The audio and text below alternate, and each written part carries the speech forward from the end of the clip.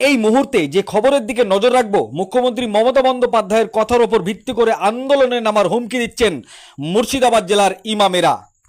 আজকে মুর্শিদাবাদ জেলার রানীতলা থানার অন্তর্গত নসিপুরে একটি প্রেস মিট করে একজন ইমাম সংবাদ মাধ্যমের সামনে বললেন, তৃণমূল কংগ্রেস হোক বা বিজেপি হোক বা সিপিএম হোক বা কংগ্রেস হোক, সমস্ত পার্টি, সমস্ত লোক, যে কোনো পার্টি করতে পারে, তাতে আমাদের কোনো যায় আসে না। কিন্তু কোনো ব্যক্তি বা কোনো পার্টির লোক যদি ইসলাম সম্পর্কে কটূক্তি কথাবার্তা বলে, তাহলে আমরা কিন্তু সহ্য করব না।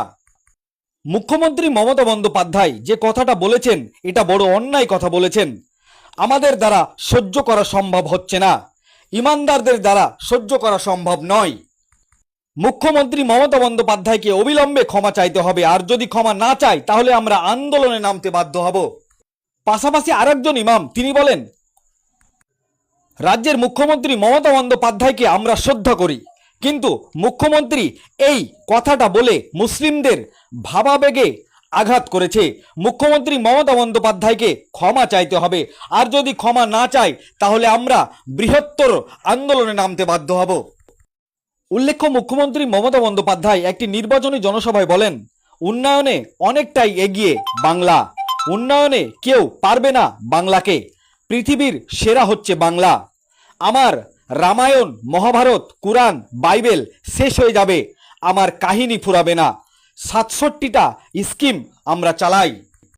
মুখ্যমন্ত্রী মমতা বন্দ্যোপাধ্যায়ের এই কথায় কুরআন শরীফকে অপমান করা হয়েছে বলেই মনে করছেন বিশেষজ্ঞ মহল এবং ইমামরা। তাই সমস্ত ইমামরা সাংবাদিকদের সামনে প্রেসমিট করে মুখ্যমন্ত্রী মমতা বন্দ্যোপাধ্যায়ের এই কথার নিন্দা জানালেন, আর বললেন আগামীতে যদি ক্ষমা না চায় তাহলে আমরা বৃহত্তর আন্দোলনে নামতে বাধ্য হব।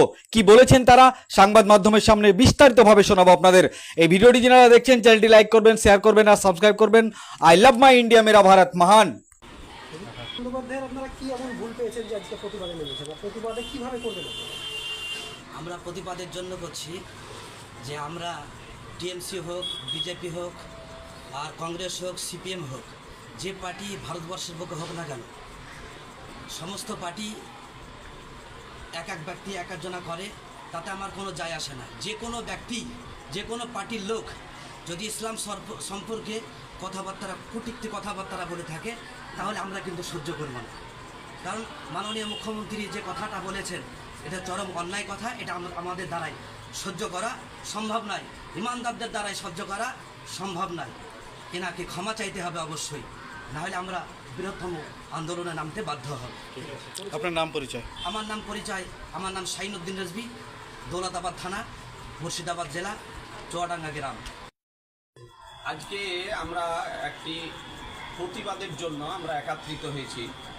সে বিষয়টি হলো যে আমাদের পশ্চিমবঙ্গের মাননীয় মুখ্যমন্ত্রী মমতা ব্যানার্জি কোনো একটি ভোট প্রচারের সভাতে গিয়ে তিনি মারাত্মক একটি ভুল কথা বলেছেন, অন্যায় কথা বলেছেন, শরীয়ত বিরোধী কথা বলেছেন এবং মুসলিম সম্প্রদায়ের ভাবাবেগে চরম আঘাত করেছেন।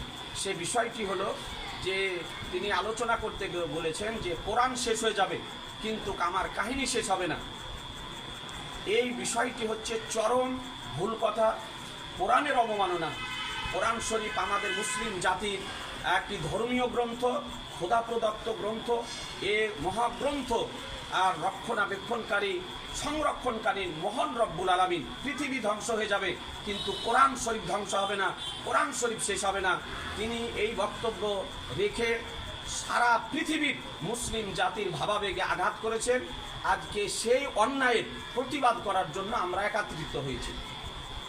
এই যে মমতা বন্দ্যোপাধ্যায় এই বক্তব্য দিয়েছেন, আপনারা এর বিরুদ্ধে প্রতিবাদ জানাচ্ছেন। এই প্রতিবাদ যদি এই প্রতিবাদের আকার কি হতে পারে? আপনারা এই প্রতিবাদের যদি কাজ না হয় তো আপনারা? আমাদের এই প্রতিবাদের উদ্দেশ্য হচ্ছে যে আমরা পশ্চিমবঙ্গের মাননীয় মুখ্যমন্ত্রীকে অবশ্যই শ্রদ্ধা করি, কিন্তু তিনি যে ভুল কথা বলেছেন, আমরা মুসলিম জাতির পক্ষ থেকে, মুসলিম সম্প্রদায়ের পক্ষ থেকে এটা দাবি রাখছি, অবিলম্বে মুখ্যমন্ত্রীকে এই বক্তব্য উইথড্র করতে হবে, প্রত্যাহার করতে হবে এবং সারা পৃথিবীর মুসলিমের কাছে তাকে ক্ষমা চাইতে হবে। যদি সে ক্ষমা যদি না চায়, তবে আমরা পরবর্তীতে আমরা সকলে মিলে বৃহৎ আন্দোলনে আমরা নামতে বাধ্য হব আমরা।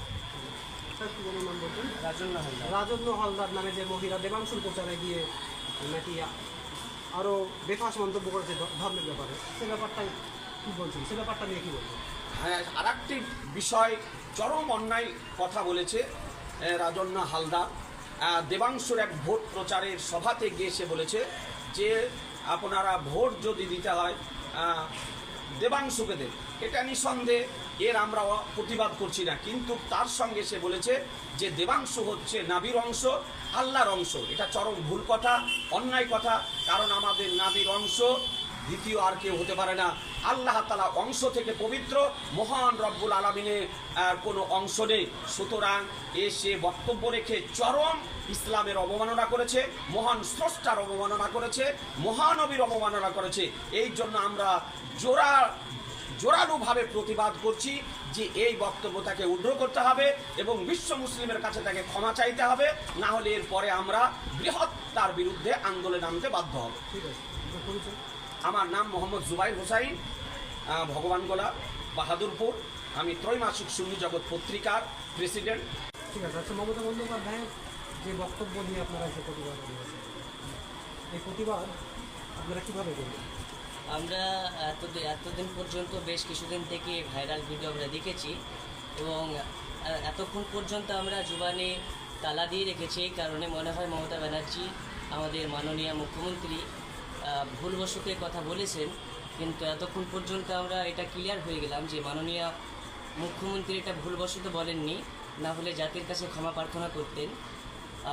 যদি তিনি ক্ষমা প্রার্থনা না করেন তাহলে আমরা অতি শীঘ্রই ময়দানে নামব এবং আন্দোলনে নেমে আমরা মাননীয় মুখ্যমন্ত্রী মমতা ব্যানার্জির বিরুদ্ধে ইনশাল্লাহ আওয়াজ তুলব।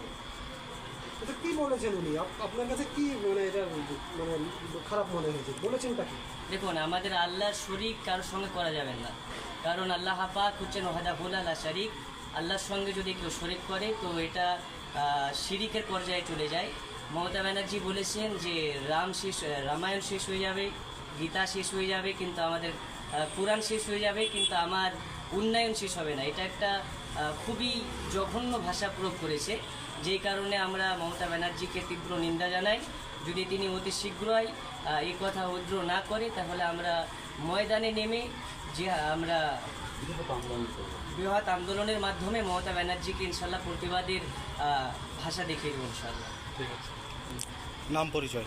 আমার নাম মোহাম্মদ আবু তাহির রিজভী। উন্নয়নে অনেক এগিয়ে বাংলা, উন্নয়নে কেউ পারবে না। পৃথিবীর সেরা বাংলা, বিশ্ব বাংলা। আমার রামায়ণ, মহাভারত, কোরআন, বাইবেল শেষ হয়ে যাবে, তা আমার কাহিনী পুরোবে না। 67টা স্কিম আমরা চালাই।